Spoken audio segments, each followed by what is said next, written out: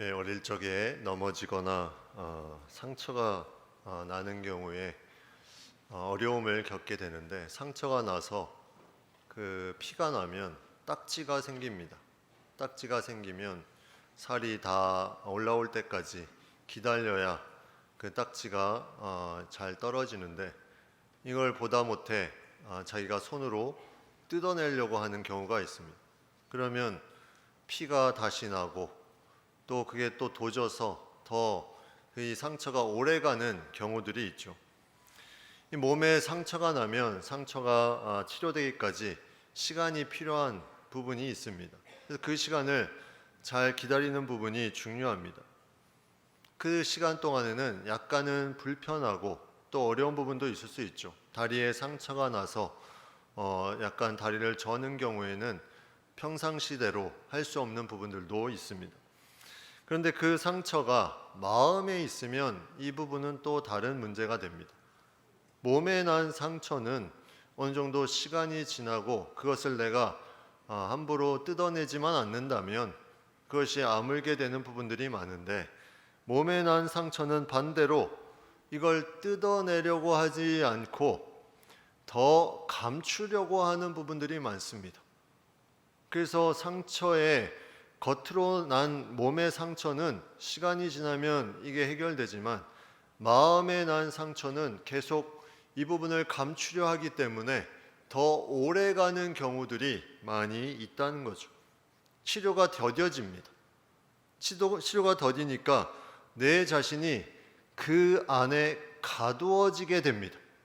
내 안에 그것이 가두어지니까 내 안의 모든 모습이 내가 생각하기에도 타인이 생각하기에도 약간은 부자연스러운 모습들이 나타나기 시작합니다.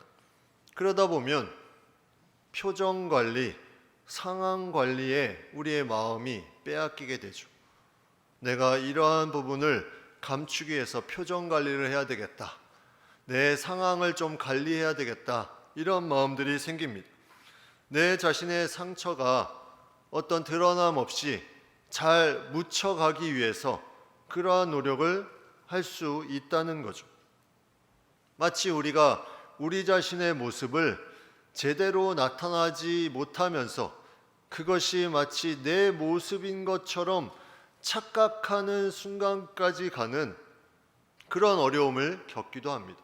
원래 내 모습은 이것이 아닌데 계속 나의 어떤 아픔과 상처로 인해서 표정 관리, 상황 관리를 하다 보니까 원래의 모습이 아닌 다른 모습이 계속 비춰지는 그런 부분들이 계속 나타나게 된다는 거죠. 그러한 모습이 나타나는 부분들이 나에 대한, 내 자아에 대한 몇 가지 부정적인 모습으로 비춰지는 부분들이 있는데, 그 중에 몇 가지를 좀 말씀드리면, 첫 번째는 자기 연민입니다. 자기 연민.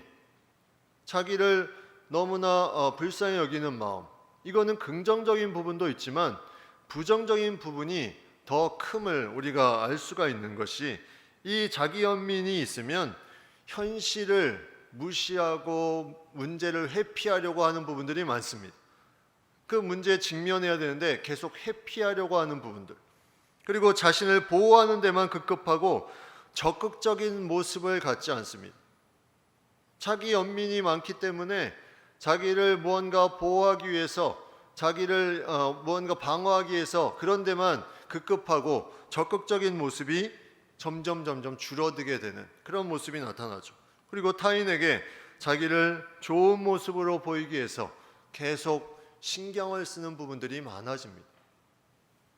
이러한 자기 연민과 조금 다른 부분에 부정적으로 형성되는 나에 대한 모습이 뭐냐면 자기 혐오입니다. 자기 연민이 너무나 이것이 극단적으로 가면 이 자기 혐오가 나타나기도 하는데, 자기 혐오는 자신에 대해서 계속해서 내가 왜 이럴까, 내가 이거밖에 안 되나 하면서 자신에게 계속 채찍질을 가합니다. 자존감이 점점 낮아집니다. 이 낮아진 상태에서 무언가를 하려고 하니 이것이 제대로 되는 부분들이 없고, 결국 이 부분이 점점 더 자신을 증오하고 혐오하게 만드는 것으로 가게 됩니다. 세 번째 또 나에 대한 태도에 어떤 부정적으로 형성된 모습은 우울입니다. 우울은 디프레스 되는 거죠. 이 우울이 심해지면 스스로 헤어나올 수 없는 상태가 됩니다. 이 우울증에 대한 부분에 보면 네가 극복해 그렇게 말할 수 없는 것이 이제 그것이 너무나 심해져서 스스로 극복할 수 없는 힘이 그 안에 없기 때문에 그렇게 할 수가 없다는 거죠. 이러한 우울의 습관들이 삶에 그대로 나타나면 숨어 지내고 사회에서 감춘 상태에 지내는 경우들을 계속 가져가는 부분들이 많이 있다는 거죠. 모든 것이 슬프고 희망이 없는 것처럼 느껴집니다. 죄의식, 자기 비하, 자기 평가절하 등이 나타나고 불면증, 의욕이 상실한 부분들이 계속해서 나타납니다. 이것이 우울에 대한 자신에 대한 부정적인 모습을 가지고 있는 그런 부분이죠. 네 번째 나에 대한 태도가 부정적으로 형성된 모습은 무관심입니다. 무관심. 열정이 없어서 무덤덤한 상태로 계속해서 살아가는, 그래서 기쁜 일, 좋은 일을 누가 말해도 그러냐? 그렇구나.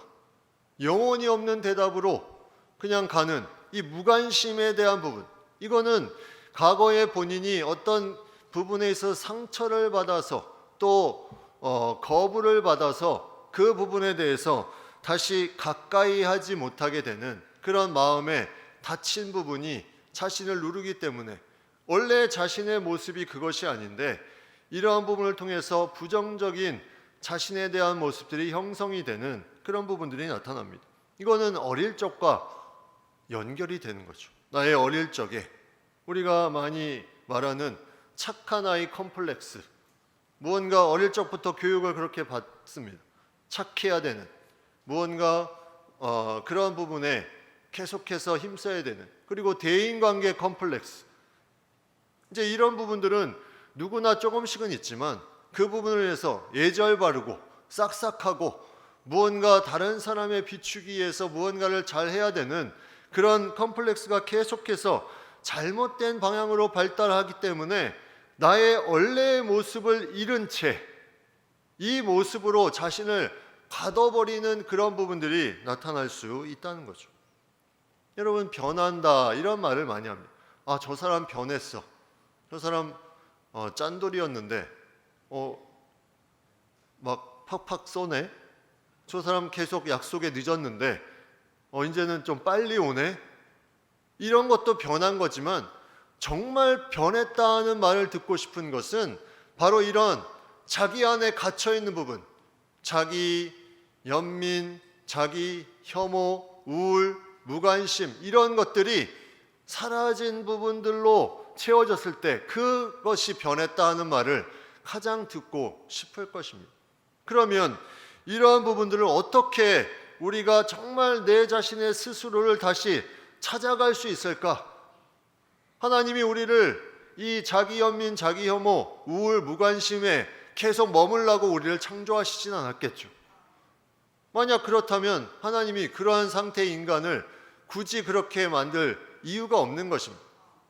무언가 하나님이 주시는 그러한 자신에 대한 부분은 새로운 부분인데 우리가 그 안에 갇혀서 내 자신도 거기에 속고 사는 부분들이 많이 있다는 거죠. 과연 어떻게 이것을 다시 내 진짜 모습을 찾을 수 있을까? 피를 바꾼다고 이게 되는 것인가? 피를 바꾸는 것이 이게 실제로 일어나고 있습니다. 골수 이식을 하면 혈액형, 피가 다 바뀝니다.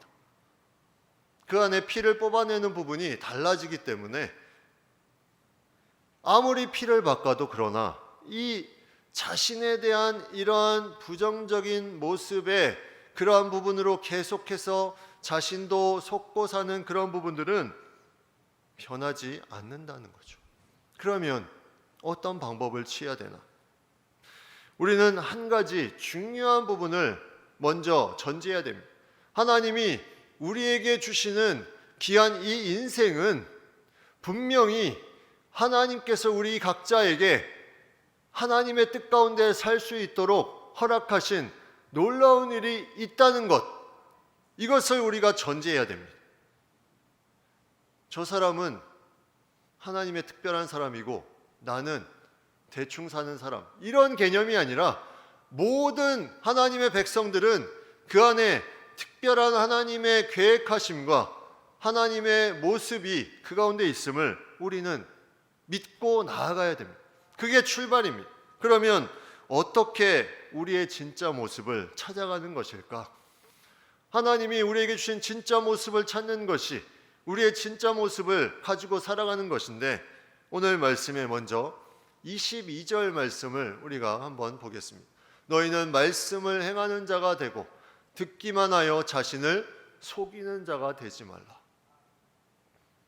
자신을 속이는 자, 어떤 사람이냐면 하나님의 말씀을 듣고 행하지 않는 사람, 자신을 속인다는 거예요. 이게 원래 자신의 모습은 말씀을 듣고 행하는 대로 하나님이 창조하셨는데, 말씀을 듣고 행하지 않으면 자신을 속이는 자와 같다. 너무나 어렵지만 우리의 원래의 모습은 하나님의 말씀을 듣고 행하는 삶으로 창조되었는데, 내가 자꾸 내 자신을 속이고 살고 있다는 거죠. 이게 안타까운 모습이라는 겁니다. 원래 창조의 의도가 아닌 내 자신의 부정적으로 형성된 그 마음의 답답함을 가지고 계속 살아가는 것, 이게 나 자신을 속이고 있는 모습이라는 거죠.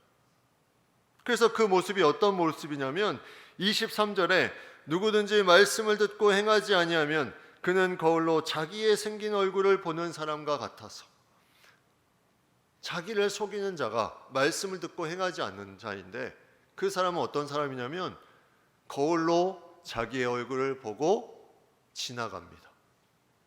거울 볼 때는 자기의 모습이 보이는데, 거울을 보고 지나가면 자기의 모습을 잊고 사는 사람. 내가 하나님의 자녀로서 무언가 하나님의 말씀을 듣고 행하는 것이 거울에 비춰진 자신의 모습인데, 그 거울을 벗어나니까 말씀을 행하지 않고 살아가는 그러한 삶, 이것이 자신을 속이는 삶이라는 겁니다. 엉뚱한 방향으로 나아가는 거죠. 결국 자신을 속인다는 것은 원래 하나님의 창조의 의도가 아닌 엉뚱한 방향으로 나아가는 것입니다. 엉뚱한 방향으로 나아가니까 자신의 삶에 계속해서 어찌할 줄 모릅니다. 힘들어하고 다른 사람과의 관계성 속에서도 이 어려움들이 계속해서 폭발하며 나타납니다. 말씀을 따라 행해야 되는데 계속 과거의 자신의 모습에 머물러 있으니 이것이 계속 충돌이 나고, 무언가 자신의 모습에 내 모습이 이 모습인가, 계속 이상한 부분들이 계속 나타나는, 자아의 형성이라는 것이 어떻게 이루어집니까? 내 자신이 어떻게 이루어집니까? 우리가 어릴 적에 보면 이 형성되는 과정이 주로 다른 사람이 나에게 칭찬하는 부분들을 통해서 많이 형성이 됩니다. 어떤 부분에 잘한다 하면 그 부분이 내가 잘하는 자아가 형성이 되죠. 근데 그거를 못한다 하면 못하는 자아가 형성됩니다. 이것이 점점 굳어지면 실제로 본인이 그것이 아님에도 불구하고 그런 줄 알고 살아가는, 내 진짜 모습을 찾기 전에 그러한 환경에 의해서 내 진짜 모습을 잃어버리는 그런 부분들이 있다는 거예요. 만약에 이렇게 우리가 다른 사람의 어떤 말과 평가에 내 자아가 형성된다고 가정을 하면, 우리가 정말 그 평가받고 판단받아야 될 그 대상은 누구일까? 우리를 창조하신 분이겠죠. 우리를 창조하신 분에게 나아가야 정말 내 모습의 어떤 부분에 있어서 중요한 부분을 다시 찾아낼 수 있는 부분이 거기밖에 없다는 거예요. 나를 잘 아는 하나님께 나아가는 것, 그것이 내 자아를 다시 진짜 자아로 내가 찾아낼 수 있는, 그것이 유일한 길이라는 겁니다. 그전에는 우리가 불완전한 사람으로부터 그것이 형성돼서 불완전한 상태로 살아왔어요. 그런데 진짜로 내 모습을 찾기 위해서는 불완전한 사람이 아니라 완전한 사람 앞에 나아가야 완전한 분 앞에 나아가야 내 자아를 찾을 수 있다는 거죠. 태초의 인간이 죄를 범합니다. 태초의 인간은 자신의 진짜 모습으로 창조됐죠. 근데 그들이 그 모습이 가짜의 모습으로 바뀌는 순간이 죄를 범하면서 선악과를 따먹으면서 그들은 그 순간에 부끄러워하면서 숨습니다. 숨는다는 거죠. 숨어 지낸다는 것은 내 자신의 진짜 모습이 아닌 가짜 모습으로 사는 모습입니다. 그 가짜 모습으로 사는 그 인간에 대해서 가죽옷을 만들어서 입혀주시고 그 에덴 동산, 그 과거에 움츠리고 숨어 지내려고 했던 그 에덴 동산에서 하나님께서 쫓아내셨다 말씀하셨지만 그것은 인간에 대한 배려로 그곳에서 잠시 떠나서 자신의 진짜 모습이 아닌 가짜 모습으로 살아가는 인간에게 다시 한번 진짜 모습을 돌려주기 위해서 그 안에 상처를 바라보지 않고 떠나서 다시 하나님의 회복하심을 볼 수 있는 그 자리를 만들어 주신다는 거죠.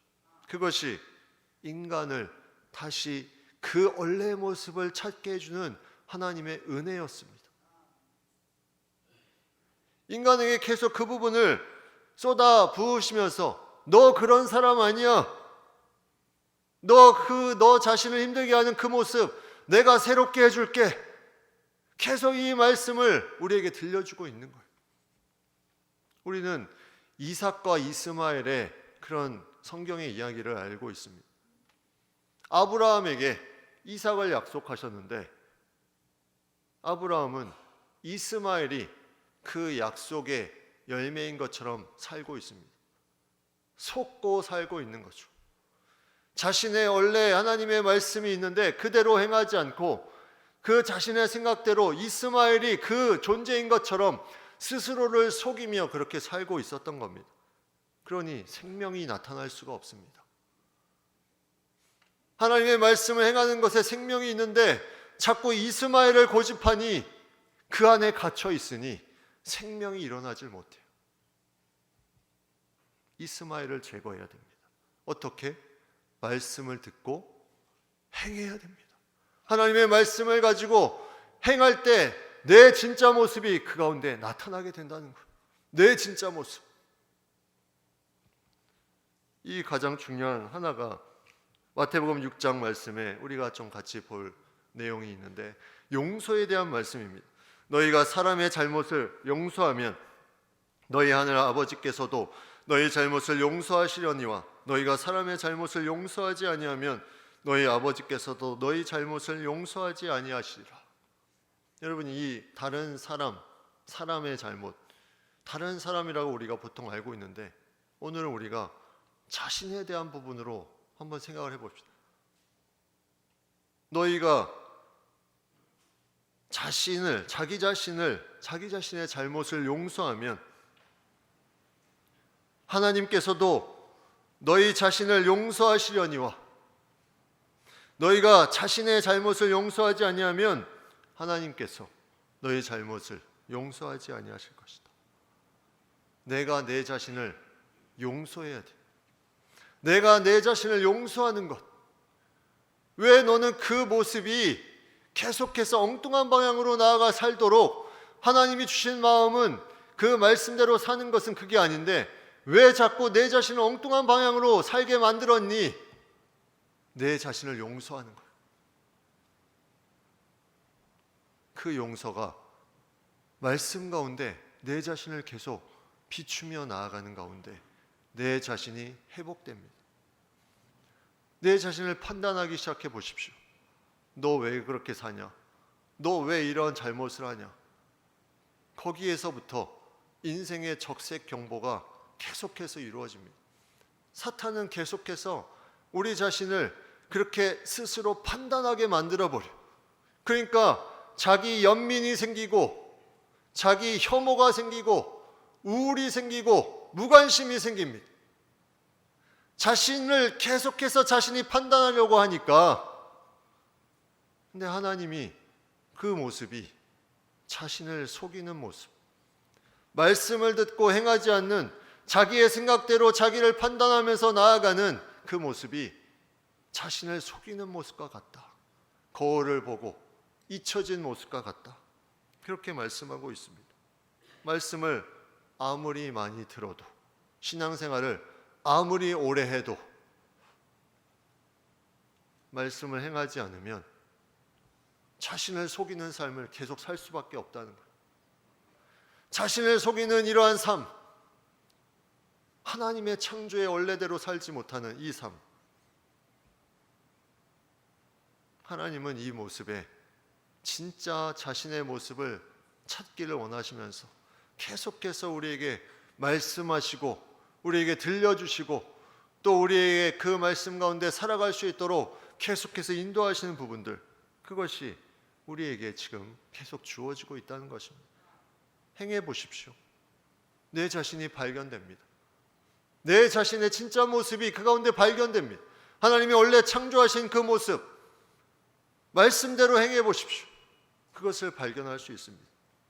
또 26절에 이렇게 말씀합니다. 누구든지 스스로 경건하다 생각하며 자기 혀를 재갈 물리지 아니하고 자기 마음을 속이면 이 사람의 경건은 헛것이라. 경건하다 생각하지만 내 혀를 제대로 사용하지 못하면 이 사람은 자기 마음을 속이는 것이고 이 사람의 경건은 헛것이다. 왜 이런 말씀이 나왔습니까? 입에서 나오는 것들은 마음에서 나온다고 예수님께서 말씀하셨습니다. 그런데 경건하다고 하면서 혀를 재갈 물리지 않는 모습에, 그러한 모습으로 나타나면 스스로를 속이는 것이다. 다시 말하면 자기의 원래 모습이 아닌 다른 모습으로 살고 있다는 거죠. 내 진짜 모습이 아닌 다른 모습으로 살고 있는, 말해놓고 아차, 말해놓고 내가 그 말을 왜 했지? 이런 일들이 많은 사람들의 모습입니다. 자기 자신의 진짜 모습이 아닌 다른 모습으로 계속 살고 있는 그런 모습을 가지고 있는 것.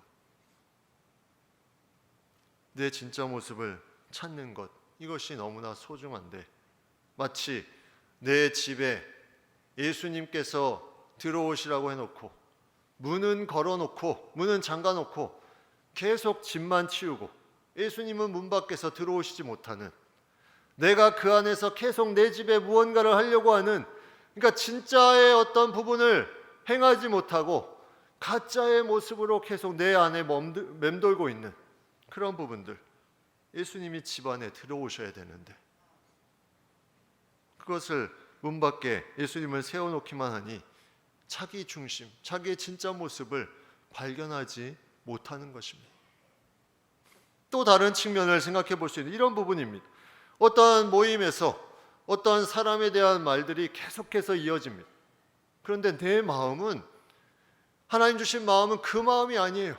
뭔가 저 사람을 도와주고 세워주고 싶은 마음인데 여러 사람이 그렇게 얘기를 하니까 나도 거기에 침묵하거나 동조하는, 내 마음과는 전혀 다른 그런 말들을 하게 되는, 이것도 자신을 속이는 것입니다.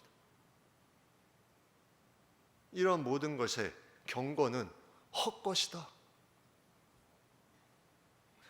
무언가 자신을 위해서 무언가를 하려고 하지만 내 마음을 그대로 하나님 앞에 드리지 못하고 그대로 비추지 못하고 말씀대로 행하지 못하는 그 부분에 계속해서 본인의 가짜 모습으로 살아가는 것. 하나님이 원래 창조 모습이 그런 모습이 아니라 하나님께서 우리에게 놀라운 일들을 허락하시고 그 말씀 가운데 분명하게 주시는 분임을 우리가 아까 함께 그것을 믿는다면 우리의 진짜 모습은 분명히 있다는 것입니다.